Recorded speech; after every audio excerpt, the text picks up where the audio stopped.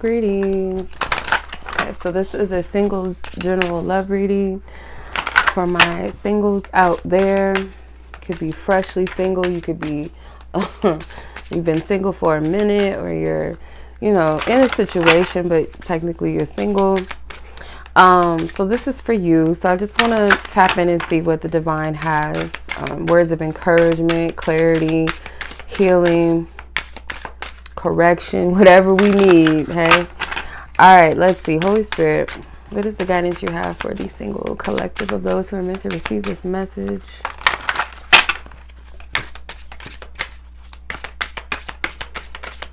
Okay, overall energy, the chosen one, fast track to ascension, 1-1. Okay, all right, well, let's see. So right now you are on a path that is unique to you. You've been called to wake up.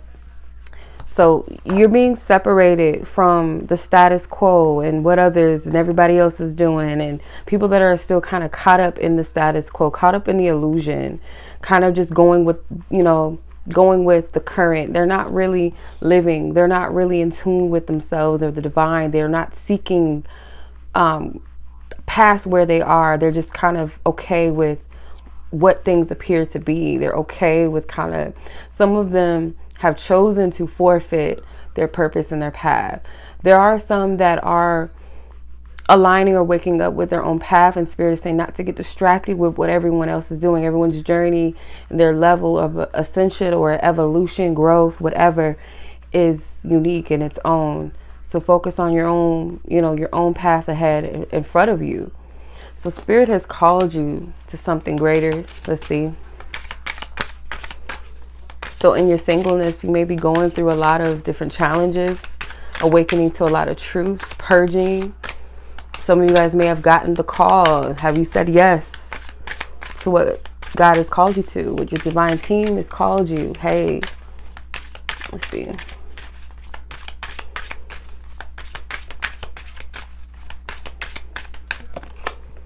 Okay, false twin flame. I don't like using that word, that term, twin flame. This is a twin flame deck, but this deck is a heavy hitter. It's got some good cards in here, so I F with it. But you have 22 with false, or 2-2, false twin flame, intense change. So what's blocking you, or what is a challenge to you, could be that you are connected to someone that you may have perceived, or you're still recovering from a connection where you may have felt that this person was your one, or many others that you felt were the one, and you're having to release it. I'm seeing the number 9 and number 6. Something is about to come full circle. Something is about to be revealed to you. Okay, you're going to master this. I see this as a phoenix rising. So there is some type of painful transformation where you are going to come out transformed and different. Okay, this person, whoever they are, they were meant to come in to shift your energy. They were meant for you to go through the fire in order to really show you what you're made of. Okay, this person has awakened a giant in you. You had to fall, but you're going to get back up. And you're going to fly again. You're not going to be nothing like what you were when you initially walked into whatever this false connection was. It felt like the real thing, but it was not. It's not it. And this connection could have been one of those tumultuous, you know, painful, heart-wrenching connections, or it could have been something that just was a lot of confusion, or just not really what you thought it was, or what it was supposed to be, or who you thought they were, or could have just been a seasonal connection. It might have been sweet for a time, but then it's, you know, quickly it showed you that, okay, this is not stable. This is not really feeding me on a divine level, and vice versa. Okay, so let's see, where are you? You are progressing. You are evolving. 7 of Pentacles, sorry. 7 of Pentacles. So you made some investments in your past. You guys might be kind of at a crossroads right now. Okay. You guys could be at a crossroads. You're not sure. You might be feeling like your luck is not where you want it to be. Like, is it safe to trust in what I've believed in thus far on my journey? Like, is there something out there for me? Is there someone for me? You know, is my fruits of my labor in other ways going to pay off? I've been in this season for quite some time. When is my harvest coming? And the Seven of Pentacles to me is like, it's inevitable. She's already got her basket ready. So it's a knowing that eventually it's time. These pentacles have already full grown. So it's time to pick the harvest. But I feel like you're in this place with the Two of Wands in reverse. You gotten the call. There's something with 11.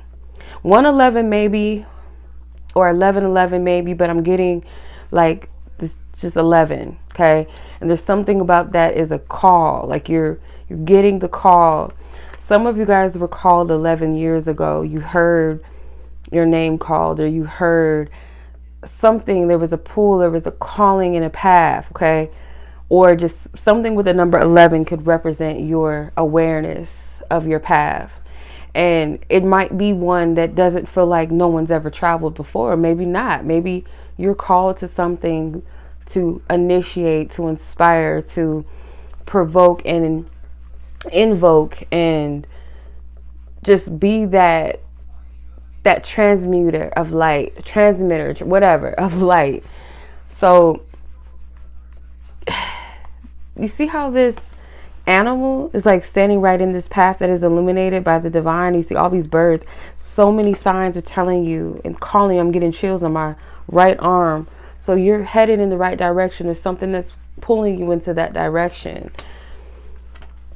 So I feel like you are going to be at a place at some point where you get past your fears. You get past of wanting to kind of hide your emotions, because some of you are not fully open to truly be vulnerable. It's like you might feel like, oh, I've been vulnerable, I've been transparent, but to a point where it makes you like you're comfortable enough, or you do it because you want to receive a reaction, or you want to gain the trust of someone. If I, you know, divulge in this truth, or if I tell them this, they may want to be with me, or they may like me better, or they may choose me over somebody else. But you're not really doing it for your truth. There's a motive behind it in the past, maybe, perhaps, and I don't feel like it was a malicious thing for some of you, but for others it could be that for the first time you're going to really trust yourself and God and source, your divine team, to guide you. Not when it's reassuring, not when it seems comfortable, or when it's like you get the okay from somebody else, or you get that practical confirmation. No, but to the point where you trust when your soul is calling you, when divine is calling you. You're not looking to the external to always validate you, but you trust yourself first. Then the reassurance starts to align. That's how you know you're on the right path, is when you trust your spirit first. You trust God first before you see anything. You start moving, and then things start to lay itself out for you. It starts to become more clear. It starts to make sense. When you're on a faith walk, hardly ever is it going to be the smooth sailing thing all the time. Hardly ever. It will be a place where you get that reassurance, like, yeah, I'm on the right path. It feels right, but it doesn't guarantee that you're not going to be in fear, and you're not going to be like, oh my God, what am I doing? Okay, am I doing this right? Is this the right path? Like, there, it will, especially if it's pulling you out of your comfort zone. It's going to be uncomfortable. It's going to be a little fear behind it. But you are going to come into a place where you are fully in a place of surrender, because you know who you are. You know what you're called to do and why you're called to it. It's going to be a point where you know your divine regalness, not cockiness, but it's a inner truth and inner knowing and acceptance of who you are, to where you embrace it, you honor it, you cherish it. It means something to you, that you will not forfeit it. You won't jump off when things get hard, or get scared, or just throw in the towel, or say, you know what, it's not going my way, so F this, I'm gonna just give up. You're not gonna be able to do that. Once you know your regal, your truth of who you are, what you're chosen for, you're gonna fall into alignment of this divine path, and it's going to lead you into some very You're going to see a lot on your way. This is your journey. You're traveling. You're going to see so much on your way, but there's going to be a level of high achievement, high goals, you're accomplishing a lot, and you're on your way to something great and something big.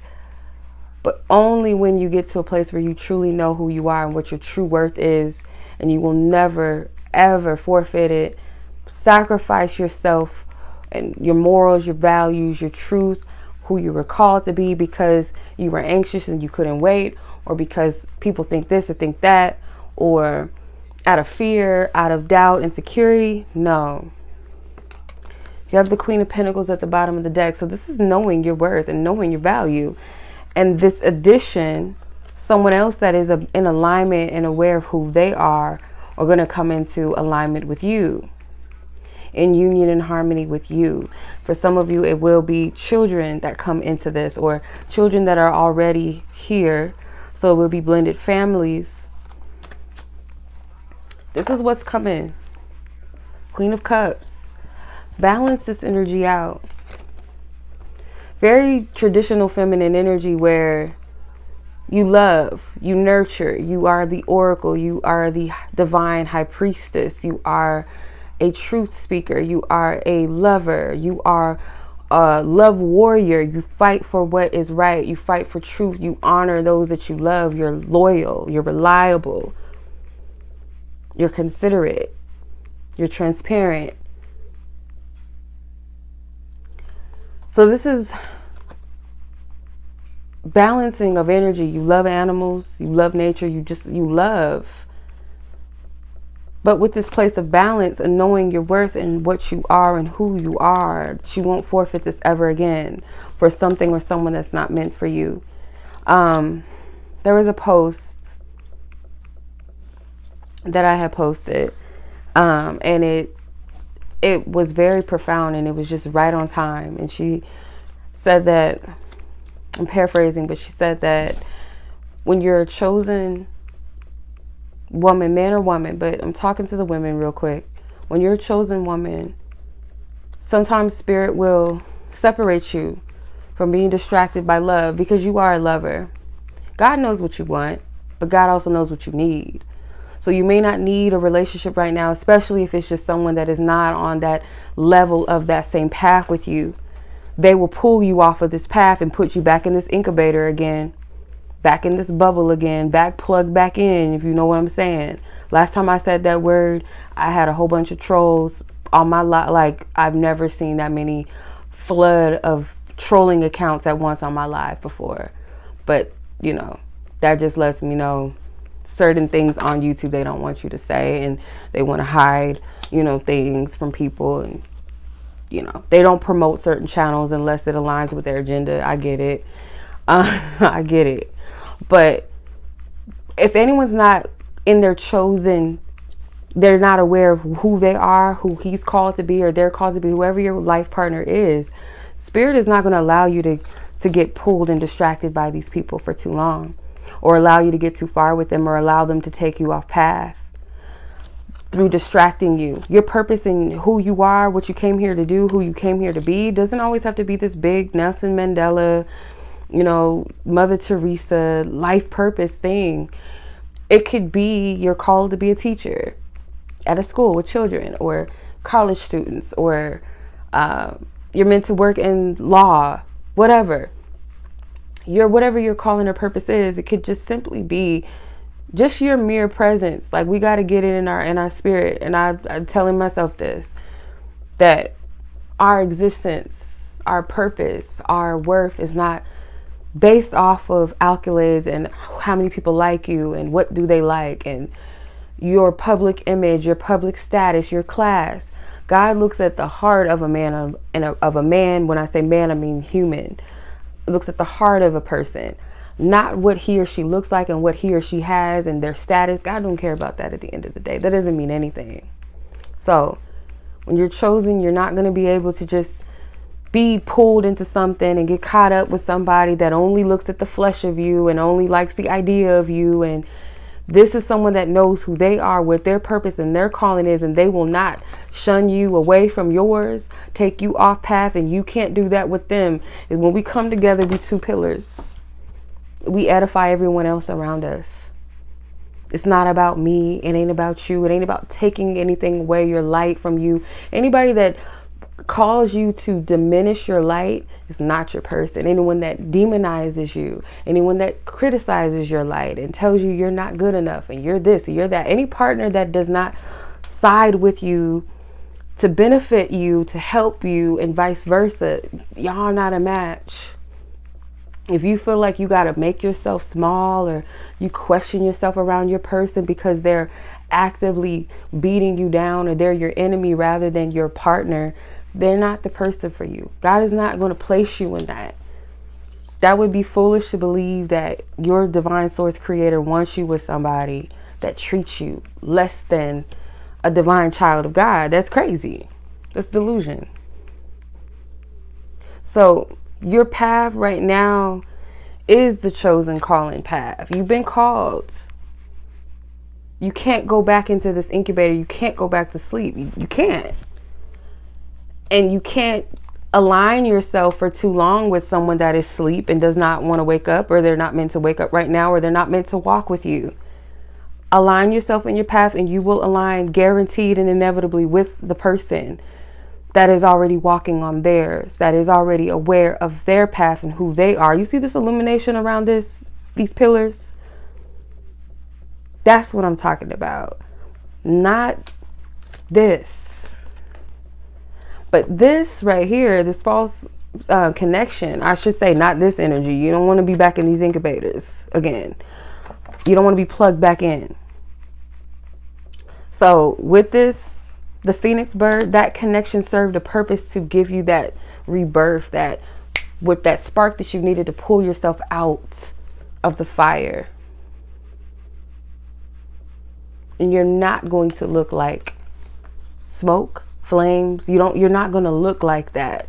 Your wings are going to be, if not far more vibrant and colorful and bright and strong in its wingspan, expansion. It's not going to be any type of evidence that you went through what you went through.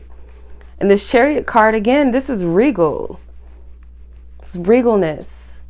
Trust your path, and it will take you where you need to go. Your gifts will make way for you. Your purpose will make way for you. All you got to say is yes, and follow the guided path that you're guided to go down, where your inner self is guiding you, where you're called. And if it's a season where it feels like, okay, nothing's happening, check in with divine source guide and be like, hey, I don't know what's going on. Am I supposed to be doing something? I feel stuck. 9 times out of 10, it's a preparation phase for you. It's a purging phase for you. It's a healing stage and season for you. Just because we were called doesn't mean that it's something that we got to hop on right then and there. There's stages to that. And I love Sarah Jakes, T.D. Jakes' daughter. She is talking about basically using King David in the Bible as an example. And King David was called to be king, but he did not step into that office of king until years later. So we can be called to something. We could get a prophecy, but that doesn't mean that it's going to happen on your dime and your time when you think it should. Some prophecies don't come to pass overnight.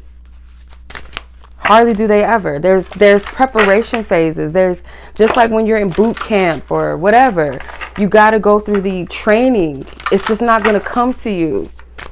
Shout out to one of my sister's daughters. She said, she reminded me of something. She said, Jesus, he was put through a lot of tests. He wasn't just given that title without going through and growing through something. It's not enough to say a child be like, Mom and Dad, I want this car. But they're like, okay, how your grades looking? If a child just gets the keys to the car without any type of working for it or showing a proof for that they're responsible enough to handle it and they're worthy of an expensive car, because you don't want to give an expensive car to a child that doesn't see value in anything. that doesn't take care or doesn't know the proper stewardship when it comes to, you know, finances, or an expensive car where they think they can just drive down the street all crazy, or they haven't gotten their license. Like, as parents, our parents are only going to give us things that we are ready for. When you're a spoiled child, you just get it handed to you, and then when you get older, you feel entitled to things. You live a reckless life and you think there's no consequences. When your parents care about you, they want to see you do well, so they're going to correct you where it's needed. So just like our divine team, our divine source, God, our creator, is not just going to give us something without us growing and prepping ourselves for that, to where we appreciate what we have.